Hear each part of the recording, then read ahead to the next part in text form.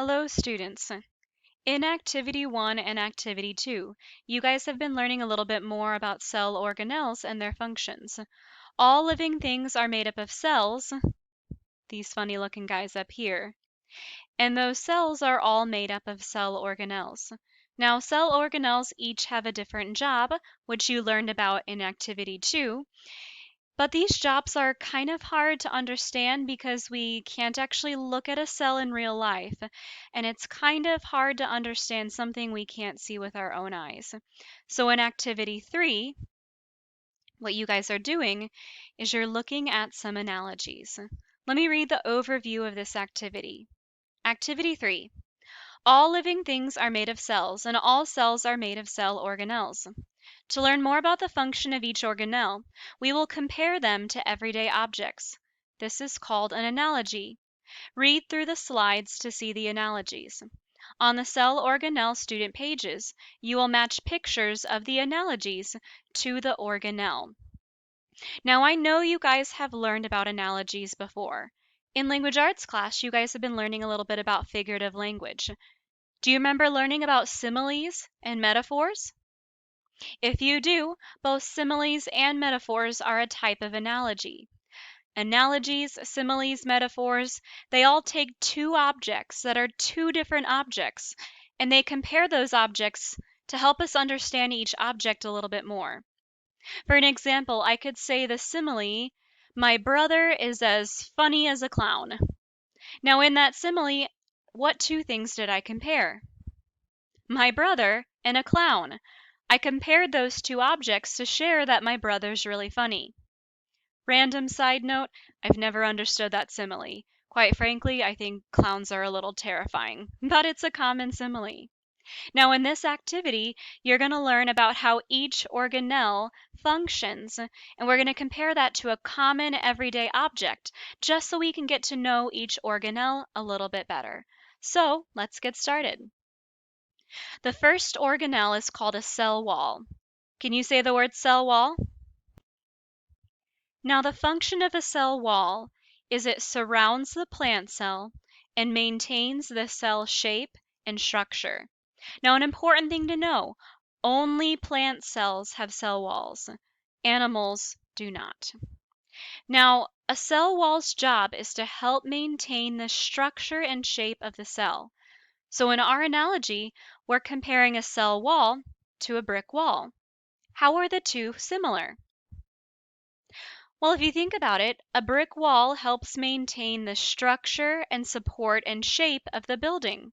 A cell wall does the exact same thing for a cell. Now, our next object we're looking at is the cell membrane. Can you say cell membrane? Now, the job of a cell membrane is it controls what goes in and out of the cell. So we've compared a cell membrane to a lock and key. How is a cell membrane similar to a lock and key? Now, if you think about it, a lock and key, well, having one of those on your house determines who goes in and who goes out. And it also protects the people inside the building by keeping unwanted people out. That's the same thing as a cell membrane. The cell membrane controls what goes in and out of the cell, just like a lock and key does. The next object we're looking at is called cytoplasm. Can you say cytoplasm? Now, cytoplasm is a gel-like fluid that supports the cell organelles and holds them all in place. Basically, the cytoplasm wraps around all the organelles and keeps them in place and keeps them safe. So we've decided to compare cytoplasm to a fruit jello cup. How are the two similar? If you think about it, a fruit cup has all of this jello inside, and this jello holds all the fruit in the fruit cup in place. That's exactly what cytoplasm does for all of the other organelles. A fruit cup contains jello that holds the fruit in place, and cytoplasm holds the other organelles in place. Our next object is the nucleus. Can you say nucleus? Now, the nucleus is one of the most important organelles inside a cell. The nucleus is the control center for the cell. It controls the function of everything else inside the cell. So in our analogy, we're comparing the nucleus to a brain. How do you think the two are similar? Well, the job of our brain is to control everything in our body. The brain is basically the control center that tells all of our body systems how to operate and work together. How is that like the nucleus? The nucleus is the control center for the cell that allows all the organelles to function and work in place, just like a brain does for our body.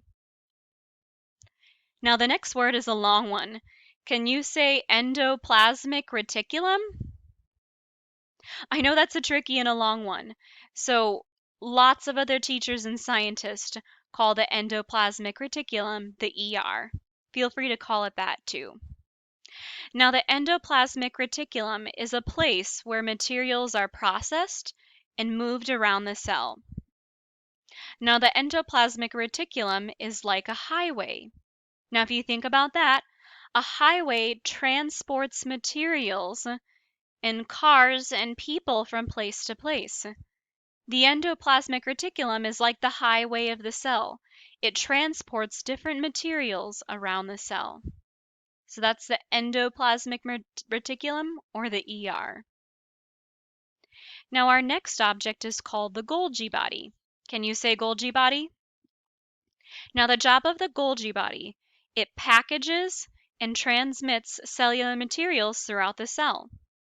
Now we know that the Golgi body packages and sends materials throughout the cell. So we've decided to compare it to a post office. Can you see why the two are similar? Just like a Golgi body sends materials throughout the cell, the post office packages and transmits mail throughout our community, throughout our country, and throughout the whole world. Our next object is called a vacuole. Can you say vacuole? Now, an important thing to know is that plant cells have one big vacuole, but animal cells, they have a bunch of small ones, or they might not have any vacuoles at all. It's a little bit different between plant and animal cells. Now, a vacuole's job, it's a storage space for water, waste, food, and other cellular materials. So we've decided to compare a vacuole to these items you might find in your lunch bag. How are these items similar to a vacuole? Well, just like a vacuole stores water, waste, food, and other materials for the cell, these containers store food and water for us. The next one is called the mitochondria. Can you say mitochondria? Now, the role of the mitochondria, it is the powerhouse of the cell. Its job is to break down food to make energy for the cell. So we are making the analogy of comparing it to a battery. How are a battery and the mitochondria similar? The mitochondria is the powerhouse for the cell, the same as a battery. A battery helps give energy to the devices we use. Now the next one is called the lysosome. Can you say lysosome? Now the job of the lysosome is digestion and waste removal. So how is it similar to a bottle of Lysol or any other household cleaner? Lysosomes, like I said, are in charge of waste removal. So lysosomes help clean just like a spray bottle of Lysol would. Now I don't know about you guys, but I feel like I could use a lot more Lysol in my life right now. I'm going through cleaners like crazy. Now the next organelle is called a chloroplast. Can you say chloroplast? Now an important thing to know is chloroplasts are an organelle only in plant cells. Animal cells do not have chloroplasts. Now the job of a chloroplast is it helps make food for the plant cell. How is that similar to a chef? Yeah, a chef makes food. The chloroplast makes food for the plant. A chef makes food for the people in their restaurant. The last and final organelle we have to talk about today is the ribosome. Can you guys say ribosome? Now, the job of the ribosome is it helps make protein for the cell. Now, have any of you athletes out there ever had a protein shake before working out or after working out? We consume protein when we're working out because protein helps us build muscle. Just like a ribosome makes protein for the cell, protein helps build up our muscles and make us strong. Do you guys like this picture of my bicep over here? Just kidding. I have no upper body strength and should probably go to the gym a lot more than I do.